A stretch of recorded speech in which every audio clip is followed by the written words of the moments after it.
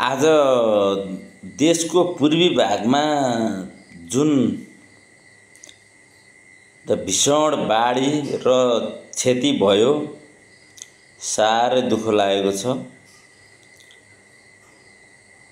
यो दशैंको मध्य सन्ध्यामा मानिसहरू कुन अवस्थामा कुन उत्साहका साथ कुन उमङ्गका साथ यात्रा गर्दै थिए, के भइदियो, के हुँदैछ बीचमा, अन्त्यसम्म के हुने हो, यति पीर लाग्छ सम्झिँदा। कयौँको ज्यान गइसक्यो, कयौँको घरबास उड्यो, कयौँको के भयो। काठमाडौँ तपाईको चाहिँ एउटा नदीमा परिणत भयो राजधानी। आजको घटना बीचबीचमा कयौँ गाडीहरू बगे, कयौँ कारहरू सडकले बगाएर सडकमा आएको बाढीले बगाएर नदी किनारमा ल्याएर राखेको पनि देखियो। कयन शपिङ ब्यागहरू अथवा लेडिजहरूले बोक्ने ब्यागहरू काठमाडौँको विभिन्न महलहरूबाट अथवा विशेष गरी अन्डरग्राउन्डमा रहेका शपिङ मलहरूबाट तैरिएर बगेको धेरै देखियो। समग्र कुराहरूलाई नियालेर हेर्दा देशमा केही न केही एउटा धार्मिक या चाहिँ ज्योतिषीय या हाम्रो परम्परागत दैविक शक्ति को कुनै असर त छैन। होइन भने अहिले जति पनि क्षति भयो आज, विशेष गरी व्यक्तिले गरेको क्षति अलग हुन्थ्यो, यो प्रकृतिले गराएको क्षति छ। यो क्षति कुन जिल्लामा बढी भयो, त्यो जिल्लामा विशेष गरी हिन्दू धर्म अथवा हाम्रो सनातनदेखि हाम्रो नेपाली परम्परा अनुसार चलिआएको एउटा संस्कृति अनुसार के भयो, सो अनुरूप भयो या भएन, के भयो, हामीहरूले नियालेर हेर्यौँ भने धेरै गहिरो कुराहरू निस्किने आकलन गरिएको छ।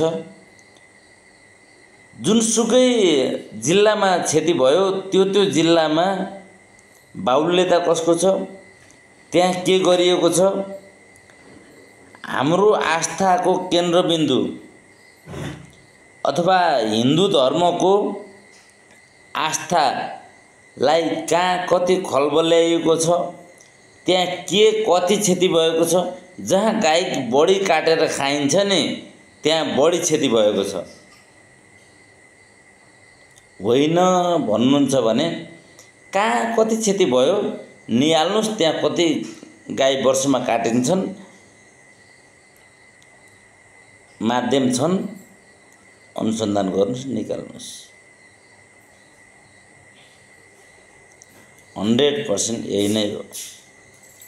त्यही भएर साथीहरू, होइन भने तपाईले कुन पुस्तक पढेर अथवा कुन पुस्तकको लेखमा लेखेको चिजलाई अथवा कुन राजनीतिज्ञले लेखेको चिजलाई आधार मानेर मेरो कुराको खण्डन गर्नुभएको छ, त्यो पुस्तकको नामसहित भन्नुहोला।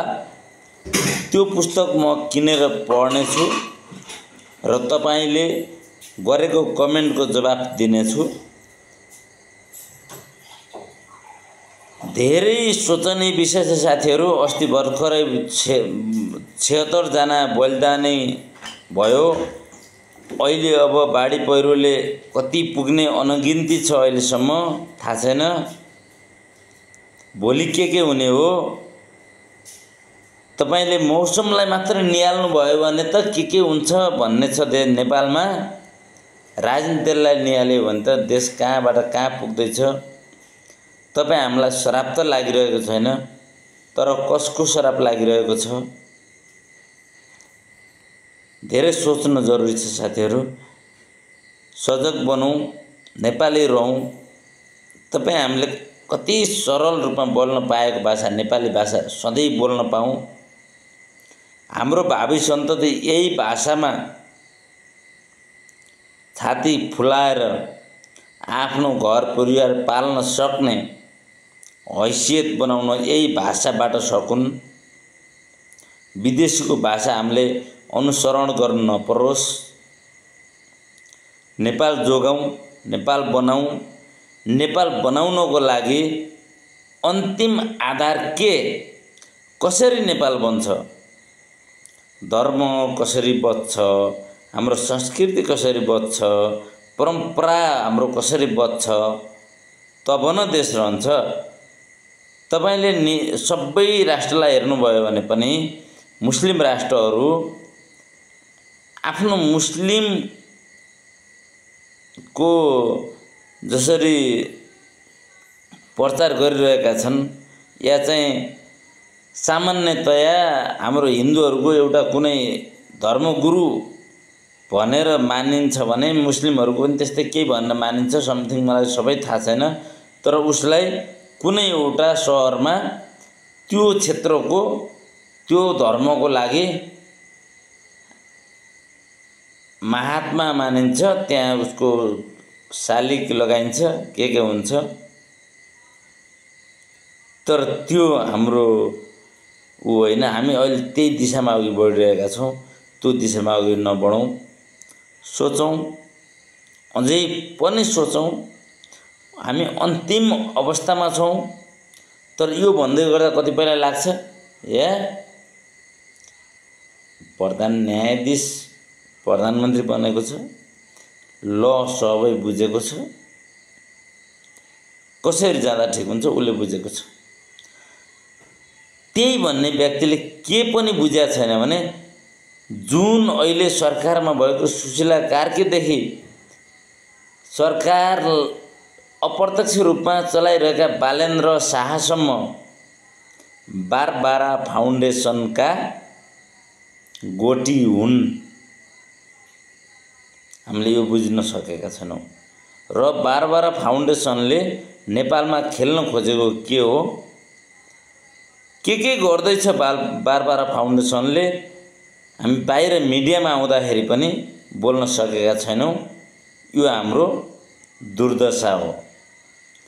त्यसैले नेपाल बचाउन चाहन्छौँ भने सबैजना मिलौँ, नेपाल बचाउँ। विदेशी दलाल एनजिओ आइएनजिओ लगायत तपाईँ हामीले नाम सुनेका समस्त नेता नामका दलालहरूलाई बगाउँ।